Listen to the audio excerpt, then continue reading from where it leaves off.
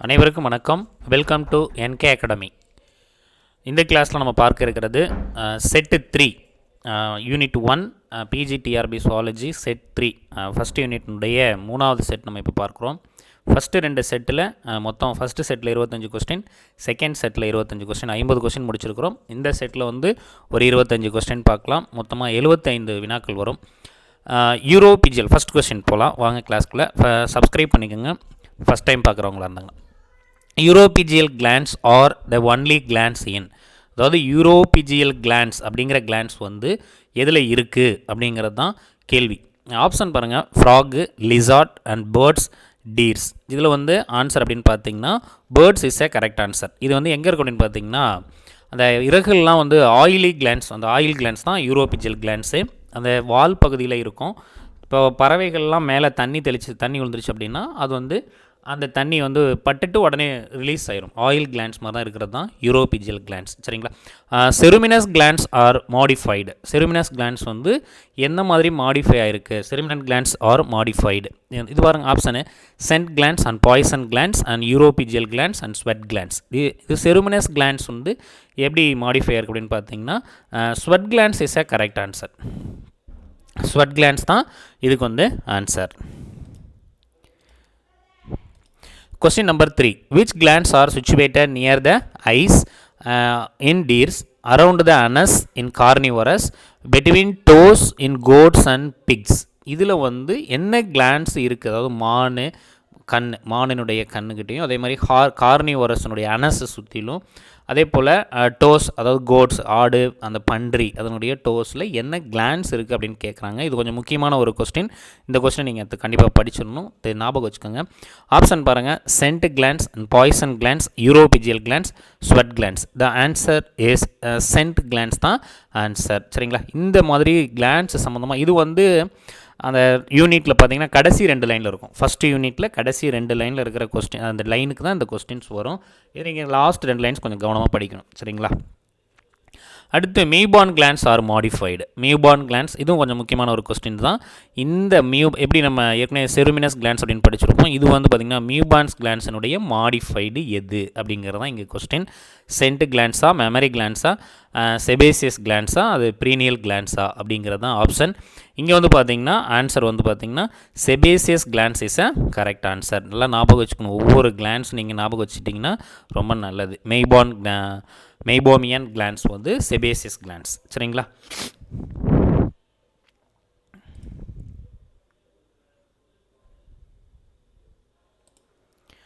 Question number 5.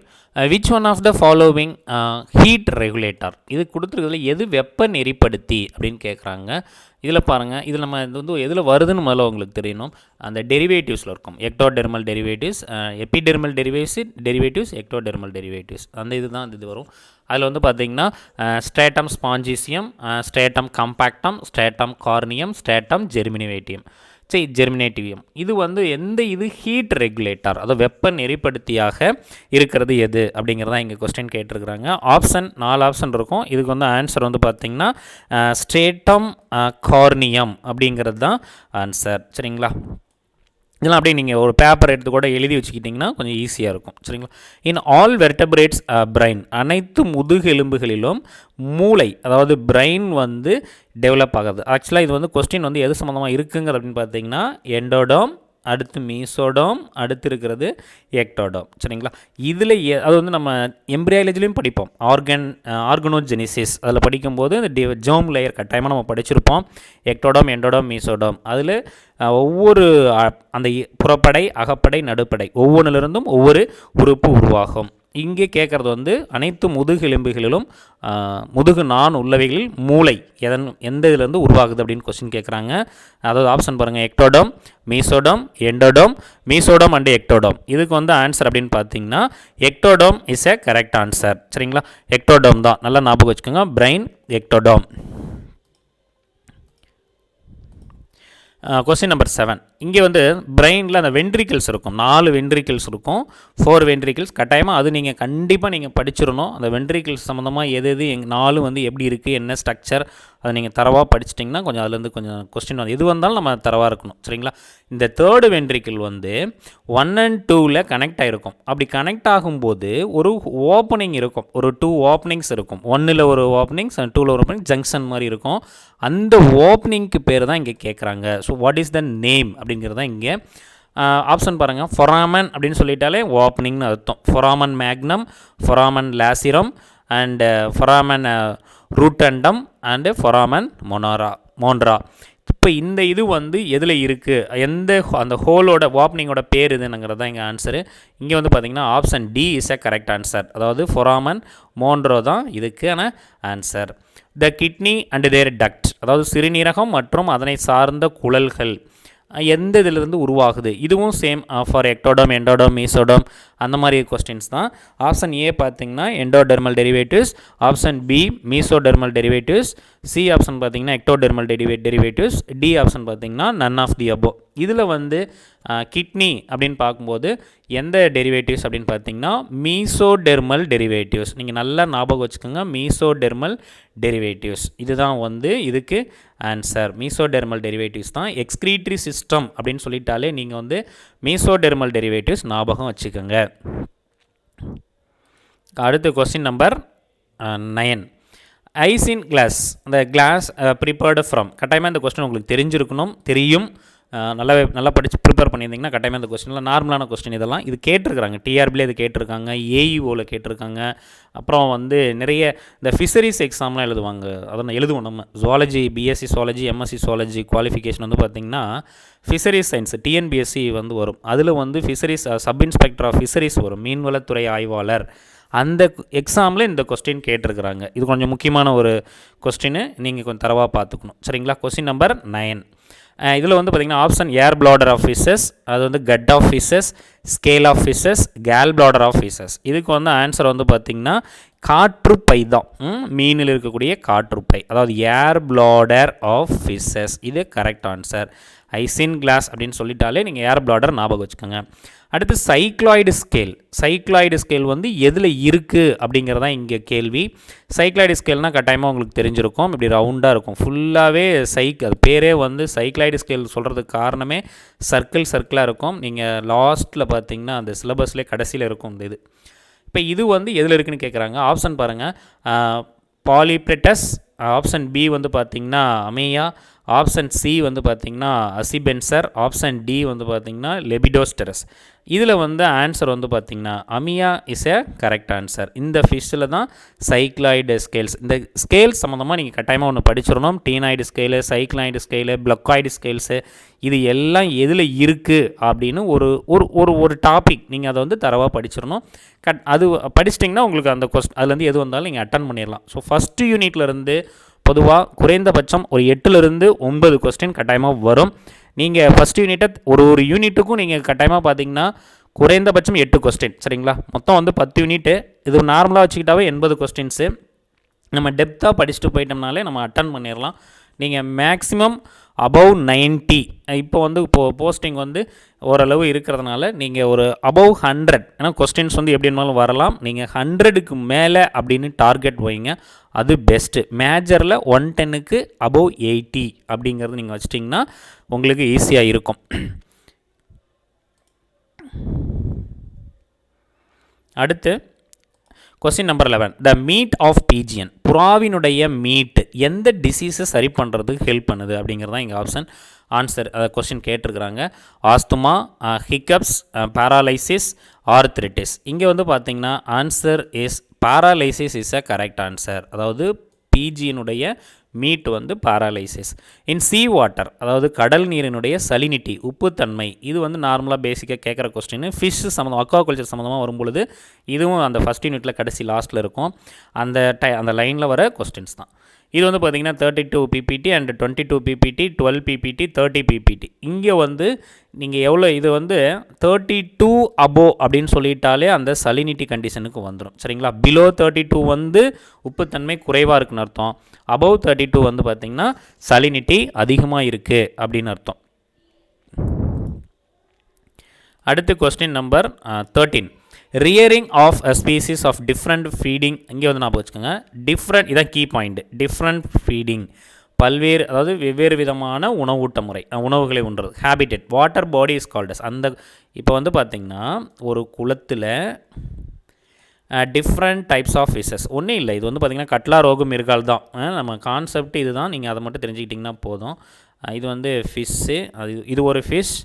அடுத்து வந்து பார்த்திங்கன்னா, சரி அப்படியே நான் ட்ரா பண்ணிடுறேன் உங்களுக்கு. இது ஒரு fish,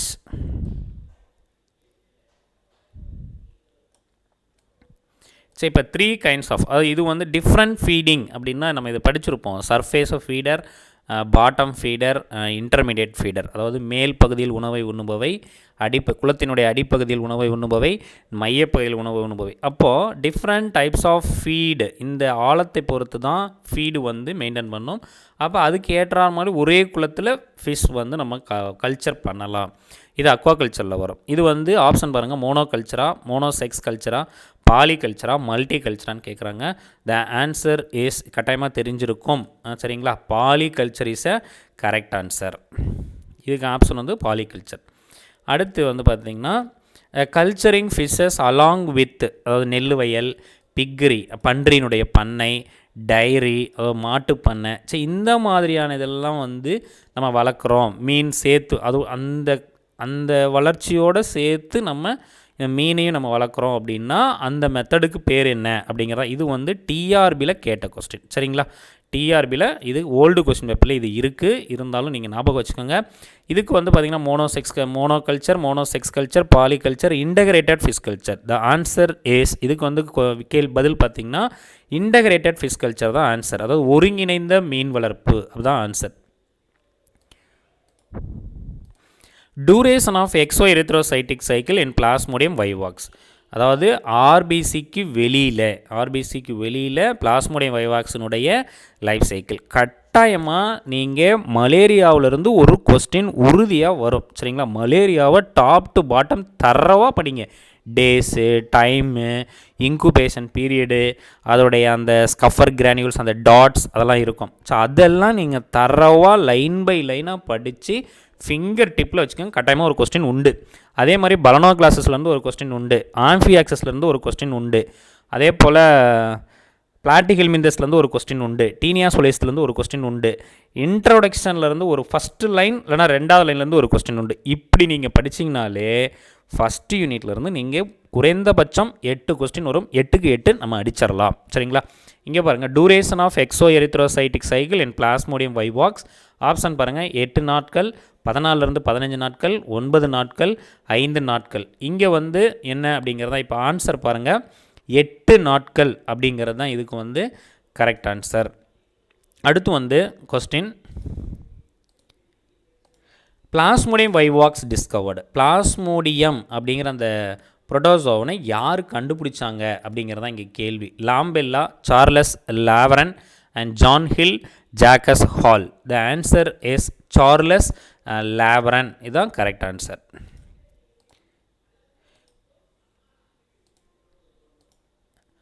செய்சோகேமி in plasmodium takes place. Schizogamy அது அப்படிங்கிற ஒரு ஸ்டேஜஸ் வந்து பிளாஸ்மோடியத்தில் எங்கே, அதாவது மனிதனுடைய அது எந்த இடத்துல நடக்குது அப்படிங்கிறதான். பிளாஸ்மோடியத்தில் வந்து செய்சோகேனிங்கிற ஒரு ஸ்டேஜ் வந்து எங்கே நடக்குது, டேக்ஸ் பிளேஸ். அதாவது RBC of man, lumen of stomach of mosquito, அடுத்து வந்து liver of man, liver of RBC of man. இங்கே வந்து ஆன்சர் வந்து பார்த்திங்கன்னா liver of RBC of man is a correct answer. Trypanosoma gambiense found parasites on human body. அதாவது trypanosoma gambiense, அதாவது sleeping sickness. இந்த இடத்துல நீங்கள் வரும்போது டீஸ் ஃப்ளே ஞாபகம் வரணும், குளோசினா பால்பாலிஸ் ஞாபகம் வரணும், அதோட சயின்டிஃபிக் நேமு, அது எல்லாமே நீங்கள் ஓவராலாக ஒரு நல்லா தரவாக படிச்சிட்டிங்கனாவே உங்களுக்கு ஓரளவு முடிஞ்சிச்சு. இது நீங்கள் எதிர்பார்த்துருக்க முடியாது, எங்கே இருக்குது அப்படிங்கிறது தான் ஹியூமன் பாடியில். இது வந்து நீங்கள் கேள்விப்பட்டீங்கன்னு எனக்கு தெரியல.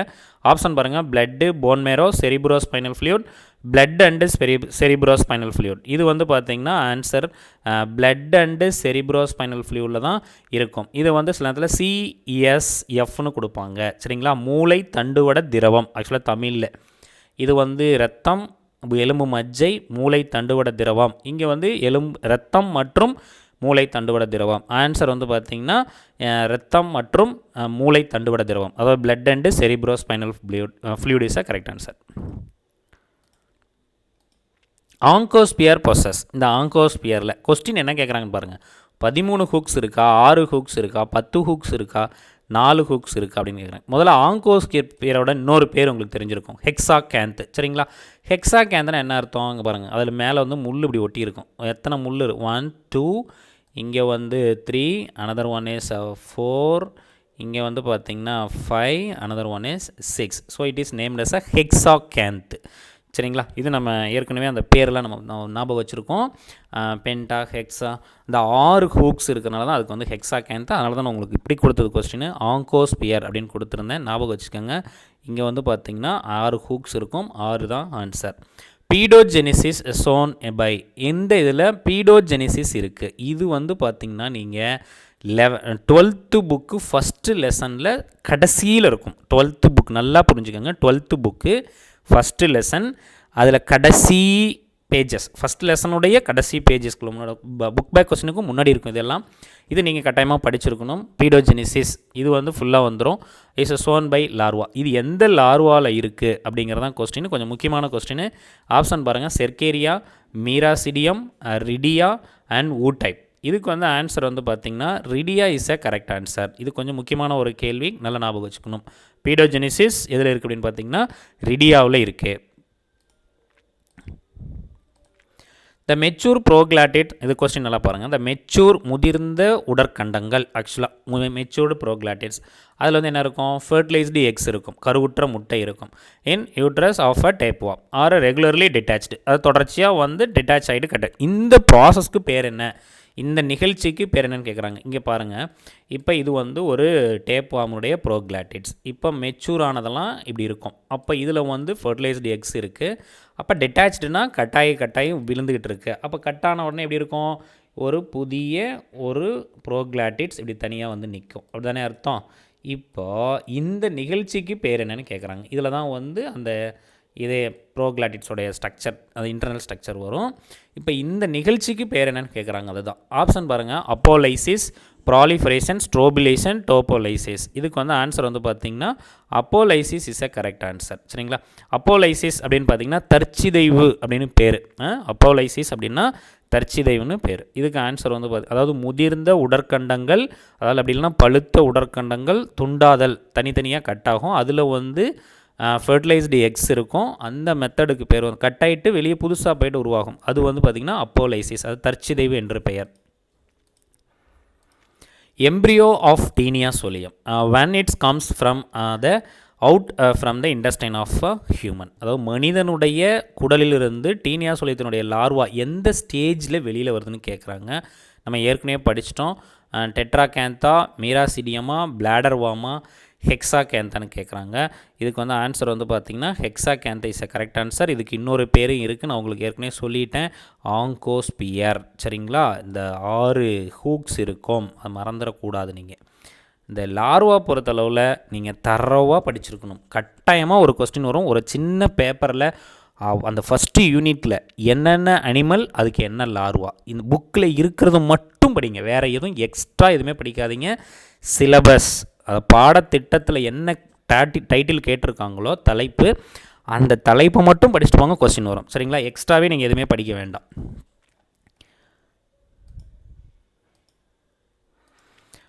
பிளாட்டிஹெல்மின்தஸ் ஆர், இது என்னென்னு பாருங்கள், ஓவி பேரஸா, விவி பேரஸா, ஓவிவி பேரஸா அல்லது ஆலா, எல்லாமே அப்படிங்கிறது தான். இங்கே வந்து பிளாட்டிஹெல்மின்தஸ் இது வந்து ஓவி பேரஸ், முட்டை போடுபவை. சரிங்களா?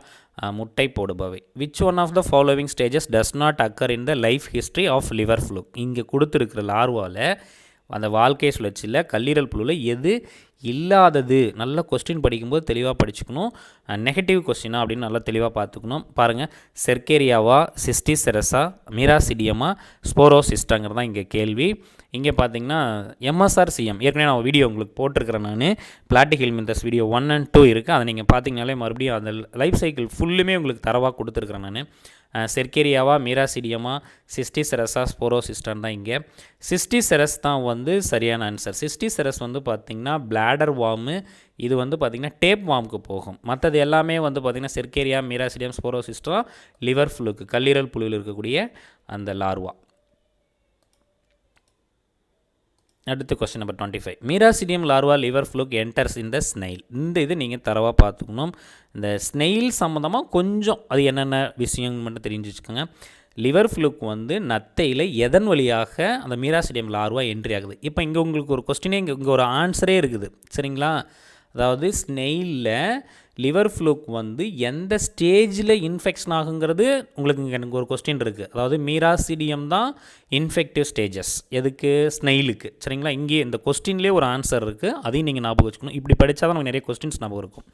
சரி, இந்த மீராசிடியம் லார்வா அந்த ஸ்னெயிலில் எதன் வழியாக உள்ளே என்ட்ரி ஆகுது, அந்த ஸ்னெயில் நத்தைக்குள்ளார எது வழியாக போகுது. ரேடுலானா பல்லு, ஆக்சுவலாக பல்லு வந்து பார்த்திங்கன்னா நத்தையினுடைய பல்லு வந்து இப்படி இருக்கும் 6, இந்த சென்டரில் ஒன்று இருக்கும். இது ஒரு எக்ஸாமில் கொஸ்டின் கேட்டாங்க, இந்த எத்தனை ரோ இருக்குதுன்னு கேட்டிருந்தாங்க. இது நத்தை ரேடுலா சரிங்களா. இது பல்லு ஆக்சுவலாக இது வழியாக போகாது. Bronchial Sheikha, மேண்டிலா, none of the அபோவான்னு கேட்குறாங்க. ஆன்சர் இஸ் பிராங்கியல் ஷேக் சரிங்களா. ஓகே நண்பர்கள், ஃப்ரெண்ட்ஸ், நீங்கள் படிக்கணும், நிறைய படிக்கணும் சரிங்களா. டைம் வந்து கட்டாயமாக பொங்கலுக்கு முன்னாடி தான் எக்ஸாம் வரும் அப்படிங்கிறது ஒரு கெஸ்ஸிங் இருக்குது. டிசம்பர் லாஸ்ட் வீக் இல்லைனா ஜனவரி ஃபஸ்ட்டு வீக் டைம் இருக்குது, நல்லா படிங்க. இப்போ இன்றைக்கி தேதி வந்து பார்த்திங்கன்னா கிட்டத்தட்ட பாதி நவம்பர் வந்துருச்சு, சொன்ன டேட்டு முடிஞ்சிருச்சு. 14 வரைக்கும் எக்ஸ்டெண்ட் பண்ணியிருந்தாங்க. இப்போ அதுவே வந்து போய்கிட்டு இருக்குது. எப்படியும் வந்து டிசம்பர் லாஸ்ட் வீக் தான் பாலிடெக்னிக் எக்ஸாம் வைக்கிறாங்க, அதுக்கு அடுத்து தான் இது வரும். நல்லா படிங்க, சக்ஸஸ் பண்ணிடலாம். ப்ரிப்பேர் பண்ணுங்கள், அவ்வளோதான். நம்பிக்கை, கட்டாயமாக வெற்றி அடைவோம். அரசு பள்ளி ஆசிரியராக வாழ்த்துக்கள் சரிங்களா. நன்றி, வணக்கம்.